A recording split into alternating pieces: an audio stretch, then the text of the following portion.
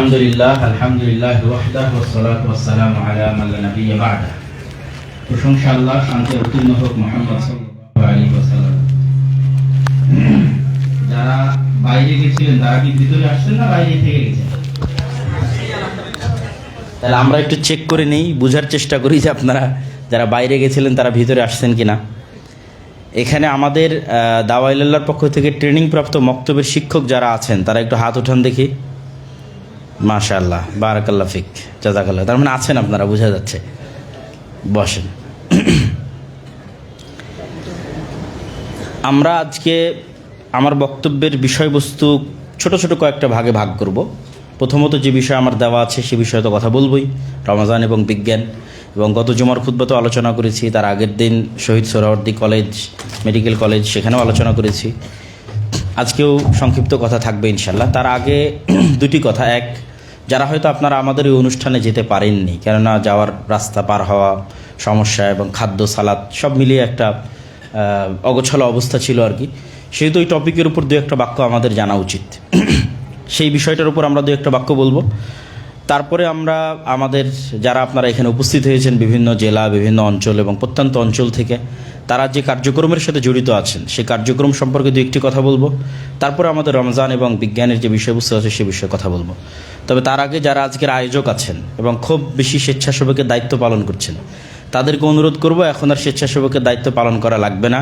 বিশেষ করে আমাদের জুয়েল ভাই, আমাদের নিয়ামুল ভাই, তারপরে আমাদের আজম ভাই, তারেক আঙ্কেল, রেহান আঙ্কেল, তারপর ওয়াহিদ আঙ্কেল, সবাইকে বলবো যে এখন আর স্বেচ্ছাসেবকের দায়িত্ব পালন করতে হবে না, এখন একটু বক্তব্যটা শুনেন।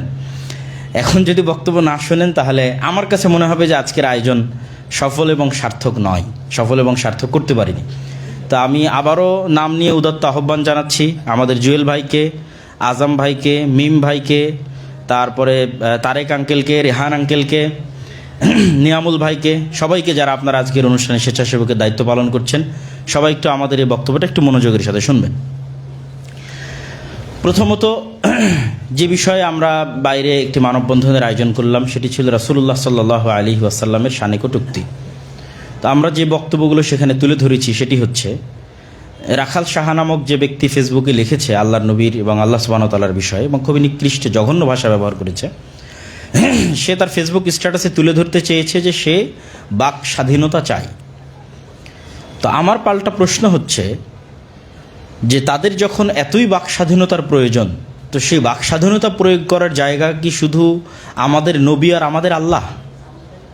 বাক স্বাধীনতা প্রয়োগ করতে গিয়ে কোনোদিন তো দেখলাম না যে হিন্দুদের দেবদেবী বা খ্রিস্টানদের মা মেরি বা জেসাস ঈসা আলাইহিস সালাতু ওয়াস সালাম বা ইহুদিদের মুসা আলাইহিস সালাতু ওয়াস সালাম, কাউকে নিয়ে তো কটূক্তি করতে দেখলাম না বাক স্বাধীনতা প্রয়োগ করতে গিয়ে। তো মুসলমানেরা অসহায়, মুসলমানদের শক্তি নাই, মুসলমানদের ক্ষমতা নাই, মুসলমানদের সামর্থ্য নাই, এই জন্য তোমাদের সকল বাক স্বাধীনতা প্রয়োগ করতে হয় মুসলমানদের বিরুদ্ধে। আর এতই যখন বীর পুরুষ, আমি তো বলি কাপুরুষ, কাপুরুষের ঘরের কাপুরুষ, এতই যখন বীর পুরুষ, তো একটু পাশের দেশের দেবদেবী বাদ দিলাম, পাশের দেশের প্রধানমন্ত্রী, প্রেসিডেন্ট নরেন্দ্র মোদী বা অমিত শাহ, তাদের বিষয়ে একটা কটূক্তি করে দেখো দেখি তোমার বাক স্বাধীনতা কতদিন টিকে। তো তাদের বিষয়ে তোমার বাক স্বাধীনতা প্রযোজ্য হবে না, প্রযোজ্য হবে আল্লাহর নবীর বিরুদ্ধে, রাসূলুল্লাহ সাল্লাল্লাহু আলাইহি ওয়াসাল্লামের বিরুদ্ধে, আল্লাহ সুবহানাহু ওয়া তাআলার বিরুদ্ধে। সম্মানিত উপস্থিতি, যেহেতু মুসলমানদের শক্তি এবং ক্ষমতা নাই, সেহেতু মুসলমানদের অন্তরের অনুভূতিটা তাদেরকে জানানো উচিত। মুসলমানরা তাদের নবীর বিষয়ে কি ফিল করে। আল্লামা ইকবাল বলেন, তো হুনার আজমা হাম জিগার আজমায়েঙ্গে, যে তোমাদের কাছে অস্ত্র শস্ত্র আছে, তোমাদের কাছে গোলা বারুদ আছে, রাষ্ট্র ক্ষমতা আছে, আর আমাদের কাছে আছে আমাদের কলিজা, আমাদের জীবন। তো তোমরা তোমাদের অস্ত্রাগারে থাকা সকল অস্ত্র শেষ করে দিবা, তোমাদের বম, তোমাদের ট্যাঙ্ক সব আমাদের উপর বর্ষণ করে শেষ করে দিবা, আর আমরা জীবনের পর জীবন দিতে থাকবো রাসূল সাল্লাল্লাহু আলাইহি ওয়াসাল্লামের সম্মানের জন্য। যেহেতু আমাদের কাছে অস্ত্র নাই, আমরা নিরস্ত্র অসহায়, তো আমরা কি দিতে পারবো? জীবন দিতে পারবো। এই জন্য আল্লাহ ইকবাল বলছে, তো হুনার আজমা হাম জিগার আজমায়েঙ্গে, তোমরা তোমাদের শক্তির পরীক্ষা নিবা, আমরা আমাদের ইমানের পরীক্ষা নিব। যেমন ওই যে বালকের দাওয়াতি কাজে যখন সবাই ইসলাম গ্রহণ করে গেল, যে আসহাবুল উখদুদের কথা আল্লাহ বলেছেন, তখন বাদশাহ কি বললো? বললো যারা ইসলাম গ্রহণ করেছে সব আগুনে নিক্ষেপ করা হবে। তো বাদশাহ তার ক্ষমতার পরীক্ষা নিয়েছে, আর যারা যারা আগুনে ঝাঁপ দিয়েছে তারা কিসের পরীক্ষা নিয়েছে? ইমানের পরীক্ষা নিয়েছে। তো হুনার আজমা হাম জিগার আজমায়েঙ্গে, তোমরা তোমাদের ক্ষমতার পরীক্ষা নাও, আমরা আমাদের কিসের পরীক্ষা নেব? ইমানের পরীক্ষা নেব। আল্লামা ইকবাল আরও একটি কবিতায় বলেছেন যে কাফের হ্যাঁ তো শমশের পে করতা হ্যাঁ ভরসা, মমিন হ্যাঁ তো বেতেক ভি লড়তা হ্যাঁ সিপাহী। কাফেরের সকল ভরসা হচ্ছে দুনিয়াবি আসবাবের উপর, দুনিয়ার টাকা পয়সা ধন দৌলত অস্ত্র শস্ত্র পাওয়ার ক্ষমতা, তার সকল ভরসা এগুলোর উপর। আর মুমিন যদি হয় তাহলে মুমিন ঢাল তলোয়ার ছাড়াই তার একমাত্র ভরসা আল্লাহ সুবহানাহু ওয়া তাআলার উপর, তার নিজের ইমানের উপর। তো এই জন্য আমাদের নবী সাল্লাল্লাহু আলাইহি ওয়াসাল্লাম সম্পর্কে তোমাদেরকে আমরা এই অনুভূতিটুকু জানিয়ে দিতে চাই যে তোমাদের এতই বাক স্বাধীনতার দরকার, প্রচুর স্বাধীনতার দরকার। রাখাল সাহার, ফরহাদ মাজার আর তাদের শিষ্যদের, লালনবাদী সুফি শিষ্যদের প্রচুর স্বাধীনতা দরকার। তো যখন এতই স্বাধীনতার দরকার, তো আমরা আমাদের অন্তরের অনুভূতি তোমাদের জানিয়ে দিতে চাই। সেটি কি? সেটি হচ্ছে রাসূলুল্লাহ সাল্লাল্লাহু আলাইহি ওয়াসাল্লামের এবং আল্লাহ সুবহানাহু ওয়া তাআলার শানে কটূক্তি করার পূর্বে আমরা তোমাদেরকে আমাদেরকে হত্যা করার স্বাধীনতা দিয়ে দিলাম, যাও। তথা বাংলাদেশের প্রত্যেক যে মুসলমানের অন্তরে ঈমান আছে তাদের সবকে হত্যা করে দাও, স্বাধীনতা দিলাম। কিন্তু আমার নবী মুহাম্মদ সাল্লাল্লাহু আলাইহি ওয়াসাল্লামের শানে কটূক্তি করা যাবে না।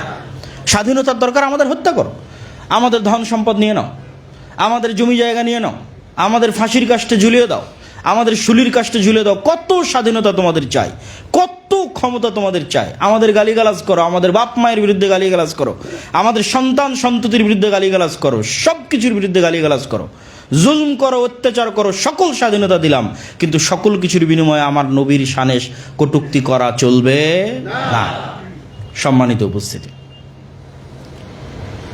আমাদেরকে বুঝতে হবে যে আমাদের মুসলমানদের এই অসহায়ত্বের সুযোগ আজীবন তারা নিয়েছে এবং আজীবন নিবে। এটা আজকের ঘটনা নয়। আপনি ভারত উপমহাদেশের ইতিহাস যদি ঘাটেন, গাজী ইলমুদ্দিন তার ইতিহাস পড়ে দেখেন যে গাজী ইলমুদ্দিন রঙ্গিলা রাসূল বইয়ের যে লেখক রাজপাল তাকে হত্যা করেছিল। সে রাসূলুল্লাহ সাল্লাল্লাহু আলাইহি ওয়াসাল্লামের নামে কটূক্তি করেছিল। তো গাজী ইলমুদ্দিনকে ব্রিটিশ শাসক তাদের আদালত এবং আইনের মাধ্যমে ফাঁসির কাষ্টে ঝুলিয়েছিল।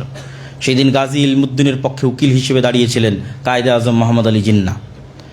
আর গাজী ইলমুদ্দিনের জানাজা মুসলমানদেরকে পড়তে না দিয়ে লাশ সরাসরি দাফন করে দেওয়া হয়েছিল। তখন আল্লামা ইকবাল তার নিজস্ব ব্যক্তিগত জামানতের ভিত্তিতে গাজী ইলমুদ্দিনকে নিয়ে এসে লাহোরে বিশাল জানাজার মাধ্যমে তার লাশ দাফন করিয়েছিলেন।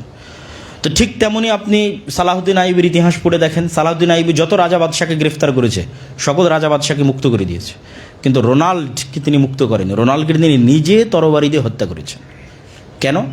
তার অপরাধ ছিল সে রাসূল সাল্লাল্লাহু আলাইহি ওয়াসাল্লামের শানে কটূক্তি করত। তো এইরকম ইতিহাস দিয়ে মুসলমানদের ইতিহাস ভরা, পরিপূর্ণ। তো রাসূলুল্লাহ সাল্লাল্লাহু আলাইহি ওয়াসাল্লামের শানে কটূক্তি করার যে শাস্তি, শাস্তির বিষয়ে চার মাযহাব থেকে শুরু করে সকল আলেম ওলামা এবং ইজমায়ে উম্মত যদি আমরা বলি যে সকল আলেম ওলামার যে ঐক্যমত, এ বিষয়ে কোনো দ্বিমত নাই। আর এই অপরাধের কোনো ক্ষমাও হয় না। কেন ক্ষমা হয় না? যিনি ক্ষমা করবেন তিনি কি জীবিত আছেন? তিনি তো জীবিত না, এই জন্য অপরাধের কোনো ক্ষমাও নাই। অন্য সকল অপরাধের ক্ষমা হতে পারে। তো আমাদের এই বিষয়টা সজাগ, সচেতন এবং ইমানের জায়গা থেকে আমাদের প্রতিবাদ জানাতে হবে। আমরা সেটি তুলে ধরার চেষ্টা করলাম। আমাদের বক্তব্যের যে দ্বিতীয় অংশ, সেটি হচ্ছে আজকে যারা আপনারা এখানে উপস্থিত হয়েছেন বাংলাদেশের বিভিন্ন প্রত্যন্ত অঞ্চল থেকে, আপনারা ঠিক এভাবেই বিভিন্ন ব্যাচে, আমাদের হয়তো 14 বা 15 কয়টা ব্যাচ সম্পূর্ণ হয়েছে আমি জানি না, বিভিন্ন ব্যাচে আপনারা এইভাবেই আল জামিয়া সালাফিয়া ডাঙ্গিপাড়া পবা রাজশাহীতে উপস্থিত হয়েছিলেন। কি বলেন?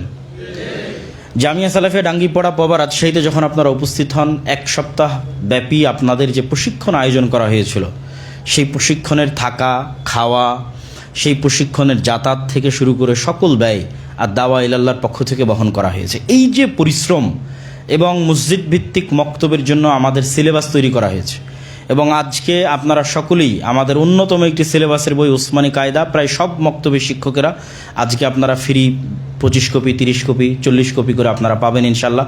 আপনাদের মক্তবের জন্য প্রায় 20,000 কপি আমরা এখানে নিয়ে আসছি, যা আপনাদের মধ্যে।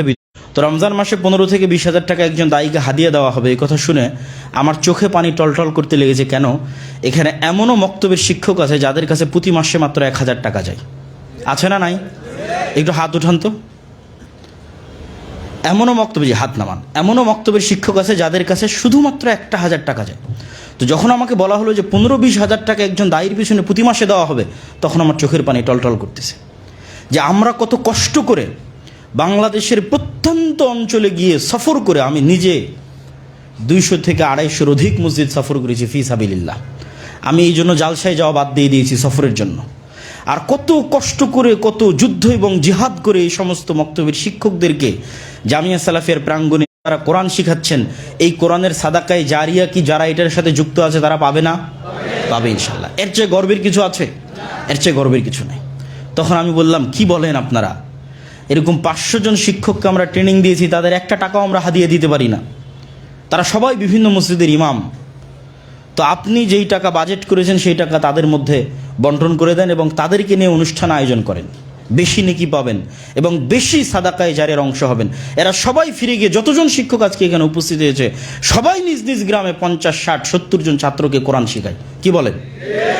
তাহলে ওই যে গ্রামে বসে 50, 60, 70 ছাত্রকে কোরআন শেখাচ্ছে, এর চেয়ে বড় সাদাকায়ে জারিয়ার দুনিয়াতে হতে পারে? এর চেয়ে বড় সাদাকায়ে জারিয়া দুনিয়াতে হতে পারে না। তো সম্মানিত উপস্থিতি, আজকে আপনাদের এখানে নিয়ে আসার পিছনে আমার কোনো ব্যক্তিগত স্বার্থ নাই এবং আপনাদের যে এখানে উপস্থিত করার জন্য আমি যারা আয়োজক তাদের উপর যে ফোর্স প্রয়োগ করেছি, এত আমার কোনো ব্যক্তিগত স্বার্থ নাই যে আমার চুল পরিমাণ উপকার হবে, 1 টাকা উপকার হবে, তাও নাই। কিন্তু ওই প্রত্যন্ত অঞ্চলে যে মক্তবের শিক্ষক আছে তার প্রতি আমি আমার অন্তরস্থল থেকে দরদ অনুভব করি, কষ্ট অনুভব করি, লজ্জা লাগে। কিভাবে একজন মক্তবের শিক্ষককে আমি মাসে 1,000 টাকা দিই? শরম পাই, আল্লাহ আল্লাহর কসম শরম পাই। অতএব যাদের অর্থ আছে, যাদের সম্পদ আছে, তারা সেই সম্পদ ব্যয় করার পূর্বে বাংলাদেশের কোনায় কোনায় যত মক্তব আছে মক্তবের শিক্ষকদের কথা চিন্তা করবেন। আর এই সমস্ত মক্তবের শিক্ষকদের নিয়ে আমরা যে একটা বিশাল যাত্রা পরিচালনা করতেছি, বিশাল শ্রম দিচ্ছি, একটা প্রতিষ্ঠান দাঁড় করিয়ে ফেলেছি আর দাওয়া ইলাল্লাহ নামে, যার স্টাফ আছে, যার ট্রেনিং নিয়েছে। গত সপ্তাহেও আমাদের 30 থেকে 40 জন শিক্ষক ট্রেনিং নিয়েছে। 1 সপ্তাহের জন্য আমাদের ট্রেনিং বন্ধ হয় না। শিক্ষকেরা আসতেই আছে, তারা ট্রেনিং নিতেই আছে। কিভাবে হচ্ছে তা আমরা জানি না। এবং বর্তমান বাংলাদেশে হানাফি আহলে হাদিস নির্বিশেষে মক্তব ভিত্তিক, মসজিদ ভিত্তিক দাওয়াতি কাজের এত বড় প্রতিষ্ঠান আর দাওয়া ইলাল্লাহর মতো এখন পর্যন্ত নাই। বলেন আলহামদুলিল্লাহ। অতএব আমি আপনাদের কাছে উদাত্ত আহ্বান জানাবো, যারা আজকের এই প্রোগ্রাম আয়োজন করেছেন তারা আল্লাহর ওয়াস্তে আপনাদের অর্থ সম্পদ যখন ব্যয় করবেন, তখন এই যে 500 মক্তবের শিক্ষক উপস্থিত হয়েছে, আগামী বছর এরকম সময় আস্তে আস্তে এটা 1000-এ পৌঁছবে না? পৌঁছবে না? ইনশাল্লাহ 1000-এ পৌঁছবে। আগামী 5 বছরের মধ্যে ইনশাল্লাহ কয়েক লক্ষে পৌঁছবে ইনশাল্লাহ। তো এই যে বিশাল শ্রম বাংলাদেশের প্রত্যন্ত অঞ্চলে দিনের জ্ঞান ছড়িয়ে দেওয়ার জন্য করছি, আপনারা ওদের কাছে আমানত রেখে গেলাম। জুহেল ভাই, রেহান আঙ্কেল, ওয়াহিদুজ্জামান আঙ্কেল, নিয়ামুল ভাই এবং তারেক আঙ্কেল, আজম ভাই, সকলের কাছে এই 500 মক্তবের যে শিক্ষক আছে তাদের চোখের পানি, তাদের দুঃখ কষ্টের তারজুমান হিসেবে, তাদের দুঃখ কষ্টের প্রতিনিধি হিসেবে আপনাদের কাছে আমানত রেখে গেলাম। যদি কখনো আপনাদের অর্থ খরচ করার প্রয়োজন হয়, তাহলে বাংলাদেশের প্রত্যন্ত অঞ্চলে ছড়িয়ে ছিটিয়ে থাকা এই মসজিদের ইমামের, মক্তবের শিক্ষকদের জন্য খরচ করবেন। দোহায় আল্লাহর এবং ওসিলা আল্লাহ সুবহানাহু ওয়া তাআলার দাবি আমি করে গেলাম। আল্লাহ সুবহানাহু ওয়া তাআলা আপনাদের নেকি দিবে, আল্লাহ সুবহানাহু ওয়া তাআলা আপনাদের প্রতিদান দিবে। আমি আব্দুল্লাহ আমার চুল পরিমাণ, সরিষা সম পরিমাণ, আল্লাহর কসম যার হাতে আমার প্রাণ আছে, আমার চুল পরিমাণ, সরিষা সম পরিমাণ স্বার্থ নাই এই দাওয়াতি কাজে। আল্লাহ যেন আমাদের এই দাওয়াতি কাজকে কবুল করে, বলেন আল্লাহুম্মা আমিন। সম্মানিত উপস্থিতি, এবার বক্তব্যের মূল বিষয়বস্তুতে চলে আসি। রমাজান, রমাজান শব্দের শাব্দিক অর্থ হচ্ছে আগুনে পুড়িয়ে ছারখার করে দেওয়া। আর রমাজানের আগমনের লক্ষ্যে আল্লাহ সুবহানাহু ওয়া তাআলা যে তার পুরো প্রকৃতিকে, তার পুরো সৃষ্টি জগৎকে যেভাবে রমজানকে স্বাগতম দেওয়ানোর জন্য যেভাবে সাজান, আমরা তো প্রতীকী সম্মান দেই। কেউ আসলে ক্রেস্ট দেই, কেউ আসলে ফুল দেই, কেউ আসলে হয়তো বাদশাহ, রাজা বাদশাহ আসলে লাল গালিচা দেই, তোপের ধ্বনির মাধ্যমে সালামি দেওয়া হয়, গার্ড অফ অনার দেওয়া হয়, অসংখ্য প্রতীকী সম্মানের ব্যবস্থা পৃথিবীতে আছে।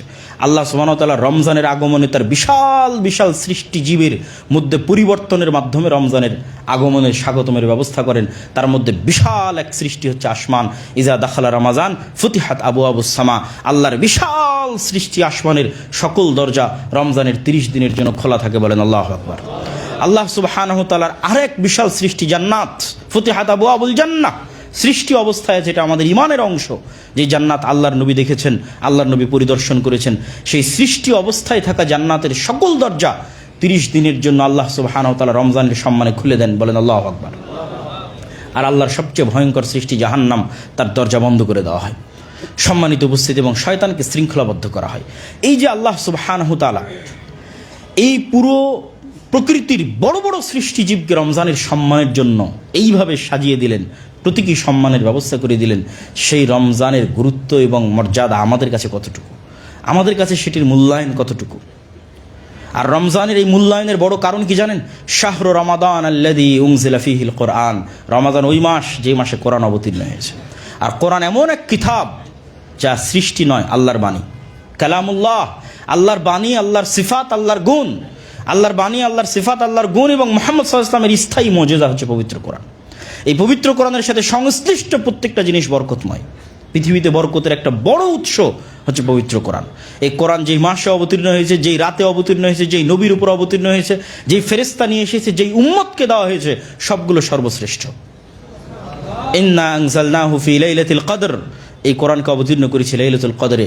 জানেন লাইলাতুল কদর কি? লাইলাতুল কদরি খায়রুম মিন আলফি শাহর। লাইলাতুল কদর হচ্ছে 1000 মাসের সমান না, 1000 মাসের চেয়ে শ্রেষ্ঠ। কত শ্রেষ্ঠ আল্লাহ সুবহানাহু ওয়া তাআলা ভালো জানেন। আমরা যেমন বলার সময় অগণিত সংখ্যাকে বলি লক্ষ লক্ষ কোটি কোটি, কত লক্ষ কত কোটি জানি না, তো হাজার হাজার হাজার হাজার মাসের চেয়ে শ্রেষ্ঠ। কত শ্রেষ্ঠ আল্লাহ সুবহানাহু ওয়া তাআলা ভালো জানেন। 1000 মাসের সমান বলে আল্লাহ সুবহানাহু ওয়া তাআলা নির্ধারিত করেননি, বরং 1000 মাসের চেয়ে শ্রেষ্ঠ বলেছেন। আল্লাহ সুবহানাহু ওয়া তাআলা ভালো জানেন কত শ্রেষ্ঠ। এক রাত যদি এত শ্রেষ্ঠ হতে পারে, একটা মাস যদি এত শ্রেষ্ঠ হতে পারে পবিত্র কোরআনের কারণে, তাহলে পবিত্র কোরআন কত শ্রেষ্ঠ। বানু ইসরাঈলরা আমাদের চেয়ে বেশি হায়াত পেয়েছে, আমাদের চেয়ে বেশি জীবন পেয়েছে। ঈসা আলাইহিস সালাতু ওয়াস সালামের কওম, মুসা আলাইহিস সালাতু ওয়াস সালামের কওম আমাদের চেয়ে বেশি জীবন পেয়েছে, আমাদের চেয়ে বেশি হায়াত পেয়েছে। কিন্তু তাদের চেয়ে এই উম্মতে মুহাম্মাদি কেন সর্বশ্রেষ্ঠ? তাদের কাছে কোরআন ছিল না, উম্মতে মুহাম্মাদের কাছে কোরআন আছে। আর স্পেসিফিক বললে তাদের কাছে সূরা ফাতিহা ছিল না, আপনাদের কাছে সূরা ফাতিহা আছে। আপনারা তো সালাতে দাঁড়ালেই সূরা ফাতিহা দিয়ে শুরু করেন। ফলত সময় সংক্ষিপ্ত হওয়ার কারণে, বয়স অল্প হওয়ার কারণে কোরআনের বরকতে অতীতের সকল উম্মতকে আপনারা পিছনে ফেলে দিবেন এবং সর্বশ্রেষ্ঠ উম্মত হিসেবে কিয়ামতের মাঠে আপনাদের উত্থান ঘটবে। অতএব এই যে পবিত্র কোরআন, এটির কথা রাসূলুল্লাহ সাল্লাল্লাহু আলাইহি ওয়াসাল্লাম বলেছেন, ইন্নাল্লাহ ইয়ারফাউ বিহাদাল কিতাবি আকওয়ামান ওয়া ইয়াদাউ বিহি আখারিন। আল্লাহ সুবহানাহু ওয়া তাআলা এই এক কোরআন দিয়ে মুসলিম উম্মার একটা অংশকে উপরে উঠিয়ে দিয়েছেন, আর একটা অংশকে নিচে নামিয়ে দিয়েছেন। তথা মুসলিম উম্মার ভাগ্য পেন্ডুলামের মতো কোরআনের সাথে সংযুক্ত। কোরআনের সম্মান মুসলমানদের কাছে যেমন, মুসলমানদের সম্মান পৃথিবীতে তেমন। কিভাবে আপনি বুঝবেন? আজকের পৃথিবীতে মায়ানমারের কাছে রোহিঙ্গা মুসলমানদের সম্মান কেমন, ইসরায়েলিদের কাছে ফিলিস্তিনিদের সম্মান কেমন, তো ওই একই রকম সম্মান মুসলমানদের কাছে কোরআনের।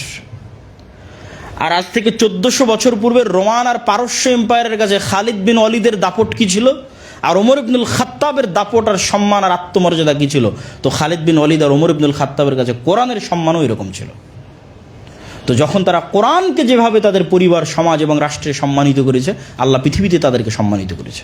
আজ আমরা কোরআনকে অবহেলায় ছেড়ে দিয়েছি, কোরআন পড়ি না, বুঝি না, শিখি না।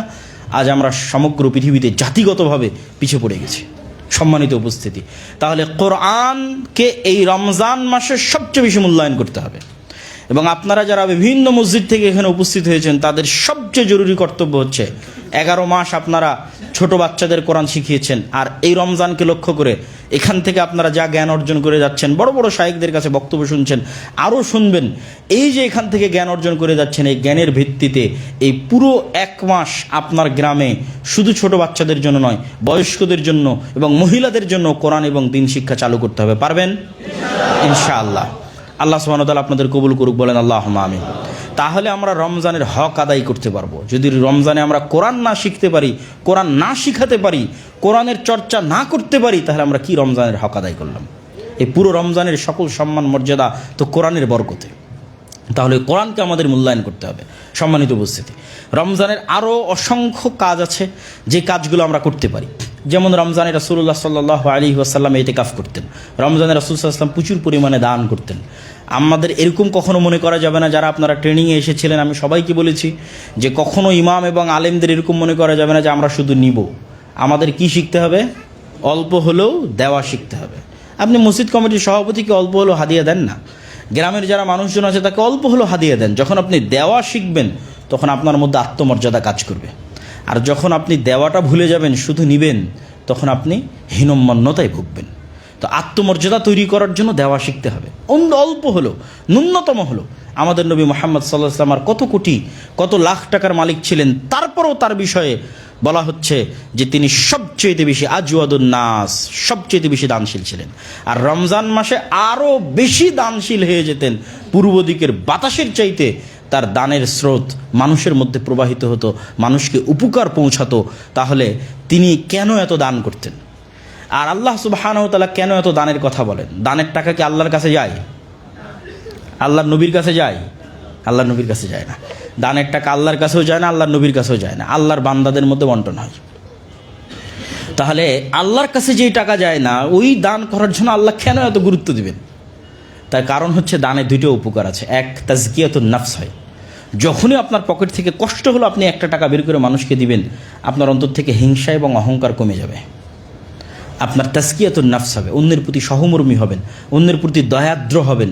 আরও যখন আপনার এই একটা টাকা পকেট থেকে বের হয় না কোনো মতেই, মানুষের দুঃখ কষ্ট দেখলেও, মানুষের চোখের পানি দেখলেও, তার মানে আপনার অন্তর শক্ত হয়ে গেছে। এটা অহংকারী অন্তর, হিংসুটে অন্তর। তো অন্তরকে নরম করার জন্য দান করতে হবে। তাজকিয়াতুন নাফস, হিংসা এবং অহংকার মুক্ত করার জন্য দান করতে হবে। দুই, কিয়ামতের মাঠে আমরা অসংখ্য সমস্যা নিয়ে আমাদের উত্থান হবে। কেননা আমরা ইবাদতের জগতে সকল ইবাদত তো পরিপূর্ণ করতে পারিনি। 2 রাকাত সালাতে দাঁড়ালেও সারা দুনিয়ার সকল কথা মাথায় আসে। তাহলে কোন ইবাদতটা কখন দাবি করবো যে এটা পরিপূর্ণ করেছি? না সালাত, না সিয়াম, না হজ, না জাকাত। সব জায়গায় কোতাহি আছে, অপূর্ণাঙ্গতা আছে। আর মানুষ মানেই থাকবে।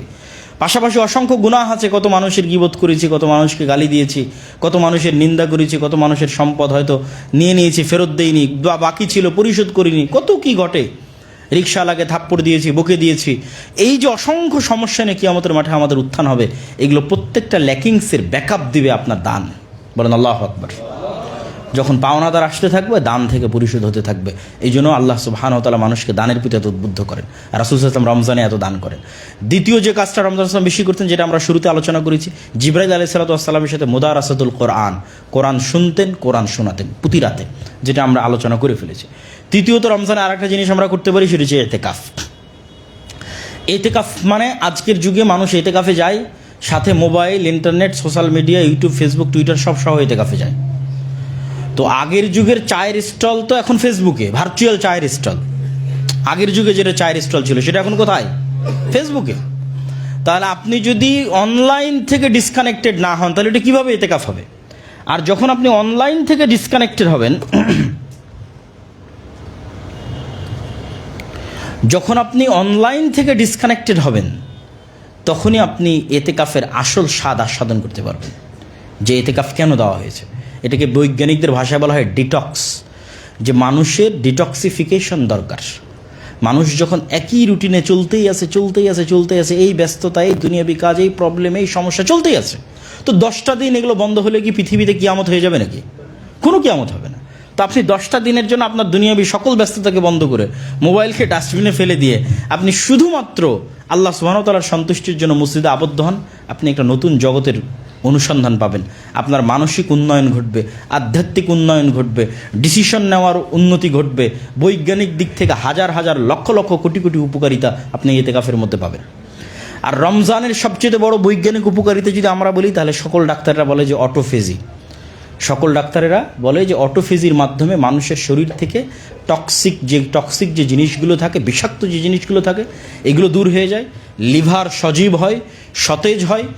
যত রকমের খারাপ কোলেস্ট্রল আছে, কোলেস্ট্রল 2 ধরনের, good cholesterol, bad cholesterol, HDL, LDL, যত ধরনের খারাপ কোলেস্ট্রল আছে, সব খারাপ কোলেস্ট্রল ধীরে ধীরে রমজান মাসে কমতে থাকে। ডায়াবেটিস নিয়ন্ত্রণে চলে আসে। লিভার থেকে চর্বি কমতে থাকে যদি স্বাস্থ্যসম্মত উপায়ে আমরা সাহারি করি, যদি স্বাস্থ্যসম্মত উপায়ে আমরা ইফতারি করি। তাহলে অসংখ্য রকমের ডাক্তারি উপকারিতা এই পুরো রমজান মাসে আছে। আর সবচেয়ে বড় উপকারিতা যেটা রমজান মাসে আপনারা নিতে পারেন, মানুষকে বলতে পারেন, আপনাদেরকেও আমি উদ্বুদ্ধ করব, সেটা কি? সেটি হচ্ছে সাবকনশাস মাইন্ডকে ভালো অভ্যাস, গুড হ্যাবিট তৈরি করার জন্য প্রশিক্ষণ দেওয়া। এর সবচেয়ে বড় সুবর্ণ সুযোগ হচ্ছে রমজান। আরেকটু আপনাদেরকে ব্যাখ্যা করে বলি, ধরেন একটা মানুষ 20 বছর থেকে ড্রাইভ করে, তো তার সাবকনশাস মাইন্ড এমনভাবে ড্রাইভিং শিল্পটাকে আয়ত্ত করে ফেলেছে যে সে গাড়িতে উঠলেই যদি অন্য মনস্কও থাকে তাও অটোমেটিক ব্রেক, অটোমেটিক বাঁশি, অটোমেটিক যে স্টিয়ারিং আছে সেটা ঘোরানো অটোমেটিক হতে থাকে। কেন? এগুলো তার সাবকনসিয়াস মাইন্ড শিখে ফেলেছে। সবসময় তাকে সজাগই থাকতে হবে 100%, সেটার দরকার হয় না। একবার যখন সাবকনসিয়াস মাইন্ড শিখে ফেলে, এটা বারবার করার ফলে হয়। তো ধরেন যে কোনো দিন নামাজ পড়ে না, অর্থাৎ 5 ওয়াক্ত সালাতের পুরো দিনে 5 ওয়াক্ত সালাতের সময় পার হয়ে গেলে একবারের জন্য আর মনে পড়বে না যে সালাত আদায় করতে হবে। কিন্তু যে মানুষ একবার অন্তত 30 দিন 40 দিন একটানা 5 ওয়াক্ত সালাত জামাতে আদায় করবে, কোনো প্রকার ছাড় দেওয়া ছাড়া, তখন আর সাবকনসিয়াস মাইন্ড সেভ করে নিবে কী ব্যাপার, এ তো প্রতিদিন সাহারির সময় উঠতেছে, সালাতে যাচ্ছে, জোহরের সময় সালাত আদায় করছে, আসরের সময় সালাত, মাগরিব, তো প্রত্যেক সালাতের ওয়াক্তে আপনার অ্যালার্মও লাগবে না, এমনি ফজরের সময় আপনার সাবকনসিয়াস মাইন্ড আপনাকে জাগিয়ে দিবে। এটা হয়, আপনি পরীক্ষা করে দেখেন। তাহলে এই রমজান মাসে ভালো অভ্যাস তৈরি করার জন্য এর চাইতে সুবর্ণ সুযোগ আর আসতে পারে না। এটাই হলো বৈজ্ঞানিক দিক থেকে রমজানের সবচেয়ে বড় উপকারিতা, যে আমরা যদি ভালো মুসলমান হতে চাই, ভালো কিছু অভ্যাস আয়ত্ত করতে চাই, তাহলে রমজানকে আমাদের চ্যালেঞ্জ হিসেবে নিতে হবে। কি চ্যালেঞ্জ? যে এই রমজানের যে ফজিলতগুলো আছে, এই ফজিলতগুলো পাওয়ার জন্য দুনিয়াবি এবং পরকালীন, দুনিয়াবি ভালো অভ্যাস তৈরি করার ফজিলত, আর পরকালীন যে ফজিলত আছে, যেটা রাসূলুল্লাহ সাল্লাল্লাহু আলাইহি ওয়াসাল্লাম বলেছেন, কেউ যদি রমজান মাসে টানা 30 দিন সিয়াম থাকে বা 29 দিন তথা পুরো রমজান সিয়াম থাকে, কেউ যদি রমজানে তারাবির সালাত আদায় করে, লাইলাতুল কদরের রাত জাগ্রত করে, তো প্রত্যেকটা ইবাদতের বিনিময়ে তার অতীতের সকল গুনাহ ক্ষমা করে দেওয়া হবে। তথা 3টা সুযোগ, 3টা আমলের বিনিময়ে অতীতের সকল গুনাহ ক্ষমা। শর্ত কি? ঈমান ওয়া ইহতিসাবান, নেকির আশা এবং ঈমানের সাথে। নেকির আশা মানে নিয়ত ঠিক থাকতে হবে, ইন্নামাল আমাল বিন্নিয়াত। নেকিতে যদি লোক দেখানো হয়, তাহলে দান করে, দানের কারণে জাহান্নামে যাবে, চুরি করার কারণে, ডাকাতি করার কারণে, জেনা করার কারণে নয়, দান করার কারণে জাহান্নামে যাবে, কেন দান করার সময় লোক দেখানো ছিল, নিয়ত। তো সিয়ামের কারণে জাহান্নামে চলে যাবে, কেন আল্লাহর সন্তুষ্টি ছিল না। আর ঈমান মানে লা ইয়াজনি যানি হিনা ইয়াজনি ওয়া হুয়া মুমিন, লা ইয়াসরিকু সারিক হিনা ইয়াসরিকু ওয়া হুয়া মুমিন। যখন জেনাকারী জেনা করে তখন মুমিন থাকে না, চোর যখন চুরি করে তখন মুমিন থাকে না। তার মানে যদি আপনার সিয়ামের মধ্যে গুনাহ ঢুকে যায়, তাহলে আপনি আর ঈমান অবস্থায় সিয়াম রাখতেছেন না। সিয়ামের মূল উদ্দেশ্য কিন্তু আপনাকে না খেয়ে রাখা নয়, সিয়ামের মূল উদ্দেশ্য হচ্ছে আপনাকে গুনাহ মুক্ত রাখা। কিন্তু গুনাহ মুক্ত থাকতে হলে না খেয়ে থাকাটা সহযোগিতা করে মানুষকে গুনাহ মুক্ত থাকতে। ইবনুল কাইয়িম রাহিমাহুল্লাহ বলছেন, মানুষ যখন পেট পূর্ণ করে খাবার খায়, প্রচুর পরিমাণে ঘুমায়, তখন শরীরের মধ্যে শয়তানের বাসা তৈরি করা সহজ হয়ে যায়। তাহলে যখন মানুষের পেট খালি থাকে, তখন অটোমেটিকই সে শয়তানের কন্ট্রোল থেকে দূরে থাকে, স্বাভাবিক সময়ই শয়তানের কন্ট্রোল থেকে দূরে থাকে। তাহলে মূল লক্ষ্য তো আপনাকে গুনাহ মুক্ত রাখা, মূল লক্ষ্য না খেয়ে রাখা নয়। তো না খেয়ে থাকার মাধ্যমে গুনাহ মুক্ত থাকাটা সহজ হয়। কিন্তু যখন আপনি মূল লক্ষ্যই পূরণ করছেন না, না খেয়ে থাকছেন ঠিকই, নামাজ পড়েন না, না খেয়ে থাকছেন ঠিকই, দেধারসে আমাদের মা এবং বোনেরা বেপরদা অবস্থায় রাস্তাঘাট বাজার সব পরিপূর্ণ করে ফেলেছে। ইফতার পার্টির নামে স্কুল কলেজ বিশ্ববিদ্যালয়গুলোতে ফ্রি মিক্সিং চলতেছে। না খেয়ে আছে ঠিকই, কিন্তু অবৈধ প্রেম আলাপ বন্ধ হয়নি, গান বাজনা অশ্লীল দৃশ্য বন্ধ হয়নি। তাহলে এটা কি সিয়াম হচ্ছে? এটা সিয়াম হচ্ছে না। কেন? সিয়ামের মূল উদ্দেশ্যই তো পূরণ করতেছে না। মাল্লাম ইয়াদা কাওলা যুরিল আমাল বিহি ফালাইসা লিল্লাহি হাজাতুন ইয়াদা তাআমাহু ওয়া শারাবাহু। যে ব্যক্তি গুনাহের কাজ এবং গুনাহের কথা পরিত্যাগ করলো না, আল্লাহ সুবহানাহু তাআলার কোনো প্রয়োজন নাই তার না খেয়ে থাকার। তাহলে না খেয়ে থাকাকে পূর্ণ করতে হলে, না খেয়ে থাকাকে সফল করতে হলে গুনাহমুক্ত থাকতে হবে। তাহলে এই যেটা আমি সারমর্ম আবারও আপনাদের সামনে তুলে ধরতেছি, রমজান যদি আমরা চ্যালেঞ্জ নেই যে পরকালের অফার যেটা আল্লাহ দিয়েছে, অতীতের সকল গুনাহ মাফ হয়ে যাবে, ওটাও নিলাম, আবার ভালো কিছু অভ্যাসও আমরা রমজানে তৈরি করলাম 30 দিনে, তাহলে আমাদের 1 নম্বর চ্যালেঞ্জ হতে হবে গুনাহ মুক্ত রমজান মাস। কি বলেন তো, কি মুক্ত রমজান মাস? গুনাহ মুক্ত রমজান মাস। এটা কিন্তু সাইকোলজির জন্য ইজি, এটা কিন্তু কঠিন না। আপনি যদি আপনার ব্রেনকে বুঝান যে আজীবনের জন্য তোমাকে বিড়ি সিগারেট ছেড়ে দিতে হবে, সাহসী করবে না ছাড়ার। আর যদি বুঝান যে অন্তত 30 দিনের জন্য বিড়ি সিগারেট বন্ধ রাখো, তো মনে হবে যে না ঠিক আছে, 30 দিনের জন্য আমি একটা রিস্ক নিতে পারি। তো আজীবনের জন্য তুমি অবৈধ সম্পর্ক পরিত্যাগ করো, সাইকোলজির কাছে কঠিন মনে হবে, ভারী মনে হবে, নিজের ব্রেনের কাছে, বিবেকের কাছে, মনের কাছে। না 30 দিনের জন্য তুমি আর কোনো গান বাজনা অশ্লীল দৃশ্য দেখবে না, তো এটা নিজের বিবেকের কাছে সহজ না কঠিন? সহজ। তাহলে এই চ্যালেঞ্জটা আপনাদের নিতে হবে এবং এই চ্যালেঞ্জটা জনগণের মধ্যে ছড়িয়ে দিতে হবে যে আমরা গুনাহমুক্ত রমজানের একটা চ্যালেঞ্জ আমরা নিতে চাচ্ছি ভালো অভ্যাস তৈরি করার জন্য। 5 ওয়াক্ত সালাত আমরা জামাতে আদায় করব, কোনো প্রকার গুনাহের সাথে আমরা জড়িত হব না। এই 30 দিন যদি একটা সেম রুটিনে আমরা চলতে পারি, তাহলে অটোমেটিক আমাদের সাবকনসিয়াস মাইন্ড ওই রুটিনটা সেভ করে নেবে এবং পরবর্তীতে ওই ভালো অভ্যাসগুলো কন্টিনিউ করা আমাদের জন্য সহজ হবে, বলেন ইনশাআল্লাহ। আর এটাই কিন্তু আল্লাহ সুবহানাহু ওয়া তাআলা কোরআনে বলেছে যে ইয়া আইয়ুহাল্লাযীনা আমানু কুতিবা আলাইকুমুস সিয়াম কামা কুতিবা আলাল লাযীনা মিন ক্বাবলিকুম লাআল্লাকুম তাত্তাকুন। আরে সিয়াম তো ফরজ করাই হয়েছে তোমাদেরকে পরহেজগার বানানোর জন্য। আপনি যদি সিয়ামরত অবস্থাতেই গুনাহ করতে থাকেন তো কি পরহেজগার হবেন? এই জন্য এই 30টা দিনের জন্য আপনাকে গুনাহ বন্ধ করার চ্যালেঞ্জ আপনাদেরকে অ্যাকসেপ্ট করতে হবে, আপনাদের জনগণের মধ্যে ছড়িয়ে দিতে হবে, যাতে আমরা গুড হ্যাবিট তৈরি করতে পারি, ভালো অভ্যাস আমাদের সন্তান এবং পরবর্তী বংশধরের তৈরি করতে পারি। রমজানের একটা ছোট্ট সংক্ষিপ্ত রুটিন বলে আমি আমার বক্তব্যের শেষের দিকে চলে যাব। 2টা বা 3টা পয়েন্টে রমজানের রুটিনকে আপনি বৈপ্লবিক পরিবর্তন নিয়ে আসতে পারেন। এক, সাহারির পরে সূর্য ওঠা পর্যন্ত না ঘুমানো। এটা আমাদের ব্যাড হ্যাবিট, ব্যাড কালচার, যে আমরা সাহারির পরপরই ফজরের সালাতের পরপরই ঘুমিয়ে যাই। এটা রাসূল সাল্লাল্লাহু আলাইহি ওয়াসাল্লাম বা অন্যান্য সাহাবীদের থেকে প্রমাণিত নয়। আল্লাহর নবীর রুটিন অনুযায়ী যদি কেউ চলতে চায়, তাহলে তাকে সাহারির পর ফজরের সালাতের পর যে জায়গায় সালাত আদায় করেছে ওখানে বসেই জিকির আজকার তাসবিহ তাহলিল করতে হবে সূর্য ওঠা পর্যন্ত। সূর্য ওঠার পর 4 রাকাতের সালাত আদায় করে বাসায় গিয়ে ঘুম যাবে। এই একটা জায়গায় যদি আপনি বৈপ্লবিক পরিবর্তন আনতে পারেন, দেখবেন পুরো রমজান মাস আপনার কাজে লেগেছে। কোরআন তেলাওয়াত করতে চান সেটারও সময় পাবেন, জিকির আজকার করতে চান সেটারও সময় পাবেন। সকাল সন্ধ্যের জিকির তো আমরা ভুলেই গেছি, করিই না। তাহলে এই শুধু ফজরের পরের ঘুমটা যদি আমরা স্টপ করি, দেখবেন সকাল সন্ধ্যের জিকির, কোরআন তেলাওয়াত, জ্ঞান অর্জন, সকল কাজ আপনার জন্য সহজ হয়ে গেছে। সূর্য ওঠার পর আপনি ঘুম যান, অফিসে যাওয়ার আগ পর্যন্ত সূর্য ওঠার পর ঘুম গিয়ে অফিসে যাওয়ার আগ পর্যন্ত ঘুমিয়ে থাকেন। ঠিক আসরের পর থেকে ইফতার পর্যন্ত এই সময়টাও আমাদের স্টপ করে রাখতে হবে, যে এই সময়টা আমরা কোরআন তেলাওয়াত, জিকির আজকার এবং দিনের জ্ঞান অর্জনের জন্য ব্যয় করব। আর এই জিকির আজকারগুলো দরকার আছে, কেন নয়, এগুলো আমাদের চারি সাইডে জাদু, বদনজর, শয়তানি আক্রমণ, এগুলো সব কিছু থেকে আমাদের একটা শিল্ড, বর্ম হিসেবে আমাদের মধ্যে কাজ করে। আর তৃতীয় আর একটা পরিবর্তন আনতে পারেন, যেটা ইমাম সাহেবদের জন্য কঠিন, তবে যাদের পক্ষে সম্ভব তারা করতে পারেন। সেটা হচ্ছে যাদের তাহাজ্জুদের সালাত আদায় করার অভ্যাস আছে এবং যাদের কনফিডেন্স আছে যে রাতে জেগে তাহাজ্জুদ সালাত আদায় করতে পারবেন, তারা জামাতের সাথে এশার সালাত আদায় করে বাসায় গিয়ে ঘুমিয়ে পড়ে একাকী রাতের শেষ অংশে উঠে, সাহারির 1-2 ঘন্টা আগে উঠে একাকী তাহাজ্জুদের সালাত আদায় করে আল্লাহর সাথে একাকী দোয়া করবেন, কথা বলবেন। আল্লাহর সাথে যখন একাকী কথা বলবেন, তখন আপনি বুঝবেন যে আপনার রুহের উপর আপনি কি জুলুম করেছেন। কেননা সারা দিনের ব্যস্ততাতে কখনো রুহকে সময় দিতে পারেননি। তো ওই সময়টা যখন আপনি আপনার রুহকে সময় দিবেন এবং আল্লাহ সুবহানাহু ওয়া তাআলার কাছে দোয়া করবেন, আল্লাহর কাছে চাইবেন, তখন আপনার চোখ দিয়ে অশ্রু বের হবে, তখন আপনি সঠিক পথের দিশা পাবেন। আর যদি এটা করা সম্ভব না হয়, তাহলে জামাতের সাথে তারাবির সালাত আদায় করতে হবে, তবুও যেন ওই ফজিলতটা মিস না যায়। তাহলে রমজানের রুটিনের 3টে জিনিস আমাদের পরিবর্তন করা দরকার। 1, ফজরের পর না ঘুমানো। 2, আসর পর থেকে মাগরিব পর্যন্ত সময়টাকে কাজে লাগানো। আর ফজরের পর থেকে সূর্য ওঠা পর্যন্ত সময়টাকে কাজে লাগানো। আর যদি সম্ভব হয় রাতের শেষ ভাগে উঠে আল্লাহ সুবহানাহু ওয়া তাআলার দরবারে ইবাদত করা। আর যদি বাকি পুরো 30 দিন যদি সম্ভব না হয়, অন্তত শেষ 10 দিন তো অবশ্যই রাতে জাগতে হবে, যেটা রাসূলুল্লাহ সাল্লাল্লাহু আলাইহি ওয়াসাল্লামের সুন্নাত।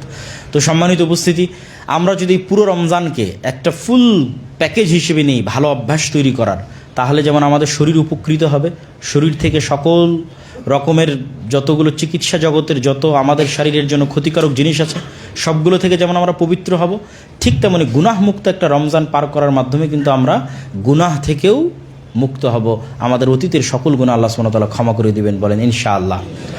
এই বলে আমি আমার সংক্ষিপ্ত বক্তব্য শেষ করছি এবং আমাদের বক্তব্যের শিক্ষক যারা এখানে উপস্থিত হয়েছেন তাদের সকলের প্রতি উদাত্ত আহ্বান জানাবো যে আপনারা এখান থেকে দাওয়াতি স্পিরিট এবং দাওয়াতি জাজবা নিয়ে আপনারা আপনাদের এলাকায় যাবেন এবং সেখানে আপনাদের দাওয়াতি মিশন এই রমজানকে সামনে রেখে আরও জোরদার গতিতে আপনারা পরিচালনা করবেন এবং দাওয়াতি মিশন চালাতে গিয়ে অবশ্যই আমাদের যে ছোটোখাটো খিদমত আছে এই খিদমতগুলোর কথা ভুলবেন না। যেমন মাসিক আল ইতিসাম, আপনাদেরকে যখন ট্রেনিংয়ে আসছেন তখনও বলা হয়েছে মাসিক আল ইতিসামের সকল সম্পাদকীয়গুলো যুগোপযোগী থাকে, প্রশ্নোত্তরগুলো বড় বড় আলেমের মাধ্যমে তৈরি হয়, দেশি বিদেশি আলেমের মাধ্যমে। এই মাসিক আল ইতিসামকে মূল্যায়ন করা মানুষের সকালের একদিনের সকালের নাস্তার চাইতেও কম টাকায় পুরো 1 মাসের একটা মাসিক আল ইতিসাম পাওয়া যায়। তাহলে কেন আপনি মানুষকে সেটা নিতে উদ্বুদ্ধ করবেন না? উদ্বুদ্ধ করার সবচেয়ে সহজ উপায় কি? প্রথমে 5 কপি নিজে নিয়ে যারা গ্রামের শিক্ষিত মানুষজন আছে, অঞ্চলের শিক্ষিত মানুষজন আছে, বই পুস্তক পড়ে, হোক সেকুলার, হোক হিন্দু, হোক মুসলিম, তাকে দিয়ে আসবেন যেটা আপনি পড়েন। 5 জনকে দিলে 1 জন অন্তত বলবে ঠিক আছে তুমি প্রতি মাসে এটা দিয়ে যেও। 10 জনকে দিলে 2 জন অন্তত বলবে তুমি প্রতি মাসে এটা দিয়ে যাও। এইভাবে আপনি শিক্ষিত শ্রেণীর মধ্যে আপনার মাসিক আল ইতিসামের গ্রাহক এবং এজেন্ট তৈরি করতে পারবেন। পাশাপাশি জামিয়া সালাফিয়ার যে অন্যান্য কার্যক্রমগুলো আছে সেই কার্যক্রমগুলোতেও আল্লাহ সুবহানাহু ওয়া তাআলার সন্তুষ্টির জন্য আপনাদের স্বতঃস্ফূর্ত অংশগ্রহণ এবং আপনাদের স্বতঃস্ফূর্ত আগমনের কামনা করে সকলের জন্য দোয়া করি আল্লাহ সুবহানাহু ওয়া তাআলা আপনাদের এবং আমাদের সকলকে পুরো রমজান মাস আল্লাহ সুবহানাহু ওয়া তাআলার ইবাদতে এবং জ্ঞানের অর্জনে কাটানোর তৌফিক দান করুক, আল্লাহুম্মা আমিন। যেহেতু আমাদের অনলাইনেও দর্শক শ্রোতা আছে, সেহেতু আরেকটি কথা আমি যুক্ত করি যে আমাদের মিরপুর 12-তে দাওয়া সেন্টার আছে। সেই মিরপুর 12 দাওয়া সেন্টারে আমরা রমজান মাসব্যাপী এক বিশাল কর্মযজ্ঞ হাতে নিয়েছি। প্রত্যেক দিন ইফতারির ব্যবস্থা থাকবে, প্রতিদিন দার্সের ব্যবস্থা থাকবে, হাদিস পাঠের ব্যবস্থা থাকবে এবং সম্পূর্ণ ডিফারেন্ট 4টা কোর্স আমরা লঞ্চ করতেছি মিরপুর দাওয়া সেন্টারে। একটা কোরআন শিক্ষা কোর্স ছেলেদের জন্য, একটা কোরআন শিক্ষা কোর্স মেয়েদের জন্য, মেয়েদেরটা মেয়ে শিক্ষিকা, ছেলেদের জন্য ছেলে শিক্ষক। আর এটা হচ্ছে আরবি ভাষা শিক্ষা কোর্স ছেলেদের জন্য, আরবি ভাষা শিক্ষা কোর্স মেয়েদের জন্য, ছেলেদের ছেলে শিক্ষক, মেয়েদের মেয়ে শিক্ষিকা। যারা ফিজিক্যালি উপস্থিত হবেন তারা মিরপুর 12 দাওয়া সেন্টারে উপস্থিত হবেন। আসরের পর থেকে ক্লাসগুলো শুরু হবে। আসরের পরে ক্লাস শেষ হওয়ার পর মাগরিবে ইফতারির ব্যবস্থা থাকবে। ইফতারির পর দার্স হোক, হাদিস পাঠ হোক, সেটা থাকবে। তারপরে এশার সালাতে আমাদের তারাবি এবং সুন্নাত পদ্ধতিতে সুললিত কণ্ঠে তথা পুরো একটা প্যাকেজ, আসর থেকে নিয়ে তারাবি পর্যন্ত পুরো একটা প্যাকেজের আমরা আয়োজন করছি মিরপুর 12 দাওয়া সেন্টারে। যারা ঢাকা এবং ঢাকার আশেপাশে আছেন তাদের সকলকে উদাত্ত আহ্বান জানাবো যে আপনারা প্রতিদিন মিরপুর 12 এই দাওয়া সেন্টারে আপনারা আসতে পারেন। আমি নিজে প্রতিদিন উপস্থিত থাকার চেষ্টা করব। আপনাদের শ্রদ্ধা শেখ আব্দুর রাজ্জাক বিন ইউসুফ তিনিও প্রতিদিন উপস্থিত থাকার চেষ্টা করবে বিভিন্ন দার্সে এবং হাদিস পাঠে। এই কর্মযজ্ঞগুলোতে আপনারা অংশগ্রহণ করুন এবং সহযোগিতা করুন এবং জ্ঞান এবং ইবাদতের মাধ্যমে আমরা পুরো রমজান মাস যেন সবাই আল্লাহ সুবহানাহু ওয়া তাআলা আমাদের পার করার তৌফিক দান করেন, বলেন আল্লাহুম্মা আমিন। আজকে যারা এই বিশাল মহৎ অনুষ্ঠান আয়োজন করেছে তাদের সকলকে আল্লাহ সুবহানাহু ওয়া তাআলা এই অনুষ্ঠান আয়োজন করার জন্য জাযায়ে খায়র দান করুক, আল্লাহুম্মা আমিন। এই বলে আমি আমার সংক্ষিপ্ত বক্তব্য এখানেই শেষ করছি। ওয়া আখিরু দাওয়ানা আনিল হামদুলিল্লাহি রাব্বিল আলামিন। আসসালামু আলাইকুম ওয়া রাহমাতুল্লাহি ওয়া বারাকাতুহু। হ্যাঁ, এইটা